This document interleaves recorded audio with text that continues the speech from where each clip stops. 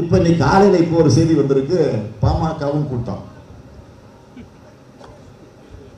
ஆக இதே பாமக அந்த கட்சியுடைய தலைவராக இருக்கக்கூடிய டாக்டர் ராமதாஸ் அவர்கள், அவருடைய மகனாக இருக்கக்கூடிய டாக்டர் அந்தமணி ராமதாஸ் அவர்கள் என்னென்ன பேசி இருக்கிறாங்க, நம்மையும் சேர்த்தான் பேசி இருக்கிறாங்க. அது வேற. ஏற்கனவே 7 தொகுதிகளில் அவங்க போட்டிக்கிட்டப்போ அதிமுக கூட்டோடு சேர்ந்து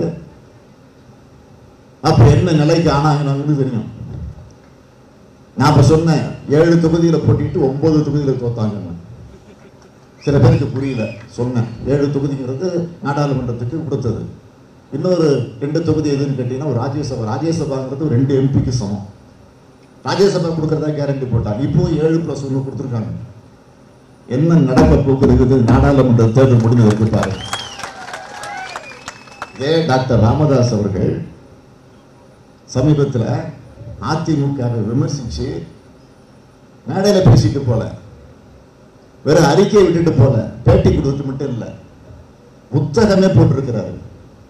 அந்த புத்தகத்துக்கு தலைப்பு என்ன தெரியுமா? அதிமுகவின் கதை. அந்த புத்தகத்தை போட்ட அந்த பெரிய மனுஷன் தான் இன்னைக்கு போய் பக்கத்தில் உட்கார்ந்துக்கிட்டு கையெழுத்து போற. வெக்கம் இல்லை, சூடு இல்லை, சொரணை இல்லை. ஆக அப்படிப்பட்ட நிலையில ஒரு பதவி தேவைதானா நான் கேட்கிறேன். ஆக 7 சீட்டு மட்டும் இல்ல, ஒரு ராஜ்யசபா சீட்டு மட்டும் இல்ல, அதற்கு பின்னாலே இன்னும் இருக்கு. அதெல்லாம் வெளியே வரத்தான் போகுது. ஆக அந்த நிலையில இன்றைக்கு நீங்கள் ஒரு கூட்டணி அமைச்சிருக்கிறீங்கன்னா, இதே ராமதாஸ் அவர்களை கண்டிச்சு, எடப்பாடி கண்டிச்சு, மற்ற முதலமைச்சர் ஜெயலலிதாவை பற்றியும் அதில் எழுதியிருக்கிறாரு டாக்டர் ராமதாஸ் அவர்கள்.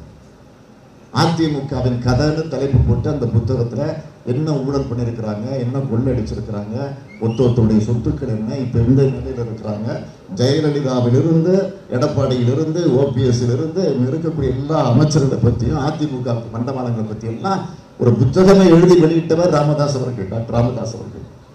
இன்னைக்கு போய் கூட்டு சேர்ந்திருக்காருன்னா என்ன காரணம்? மக்களை பத்தி கவலைப்படல, நாட்டை பத்தி கவலைப்படல, எதை பத்தியும் கவலைப்படல, இதை பத்தி தான் கவலைப்பட்டிருக்காங்க.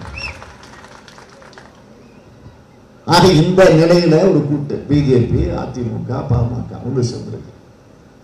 நம்ம கூட்டணிங்கிறது நேரத்திற்காக இல்ல, சூழ்நிலைக்காக இல்ல, மக்களுடைய பிரச்சனைகளுக்காக, நாட்டு மக்களுடைய குறைகளை தீர்த்து வைக்க என்பதற்காக.